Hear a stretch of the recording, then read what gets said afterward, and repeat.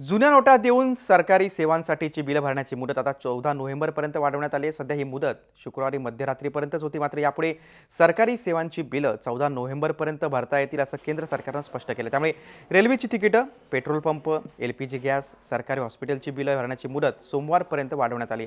केवळ वैयक्तिक आणि निवासी वापरासाठी ही सवलत असणार आहे। भविष्यातही बिलांची रक्कम आगाऊ भरण्यासाठी ही सवलत लागू असणार नाही असं सरकारनं सांगितलंय।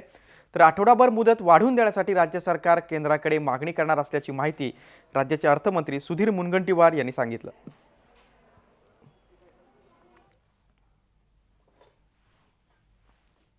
राज्याच्या जनतेला परत एकदा टोल माफीवरचा दिलासा मिळाला आहे। नेमकी काय माहिती आपण जाणून घेऊया। सुधीर, एक मोठा निर्णय परत घेण्याने एका प्रकारची परत 3 दिवसाची टोल माफी राज्याच्या जनतेला मिळणार आहे। काय संबंधांची अधिक माहिती आहे? असं आहे की टोलवर जर त्यांच्याकडे चिल्लर उपलब्ध नसेल, नोटा बदलल्या नसतील, तर त्या ठिकाणी मोठा क्यू लागतो।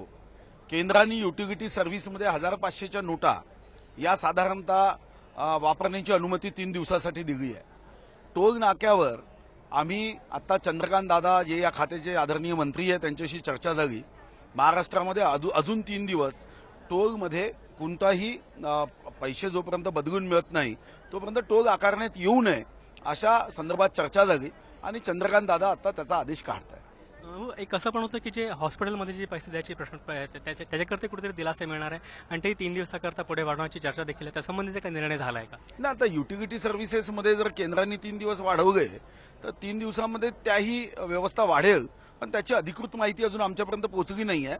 आम्ही खरं तर राज्यामध्ये सुद्धा जो कर भरणा आहे, ज्याला आज रात्री 12 पर्यंत मुदत आहे, याला मुदतवाढ द्या म्हणून केंद्राकडे विनंती केली।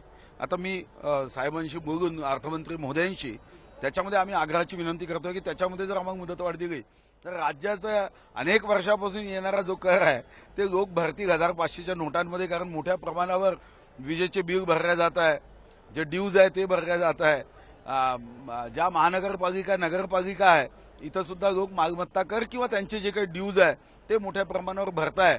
तर मला वाटतं की या पैशाचा उपयोग राज्याच्या विकासासाठी निश्चितपणे होईल, शेतकऱ्यांच्या हक्कासाठी होईल। नोटा जर इथं आल्यात या निमित्ताने तर आनंद आहे, म्हणून आम्ही याची मुदतवाढ 7 दिवस वाढवावी अशी विनंती केली आहे। आता निर्णय त्याच्यावर होईल। एक मोठा निर्णय राज्य सरकारच्या माध्यमाने झाला आणि परत 3 दिवसाची टोल माफी राज्याच्या जनतेला या संबंधाने मिळाली आहे। Video journalist Mangesh Hastak, Akhilesh Halwe, Zee Media, Nagpur. Zee 24 तास रहा एक पाऊल पुढे।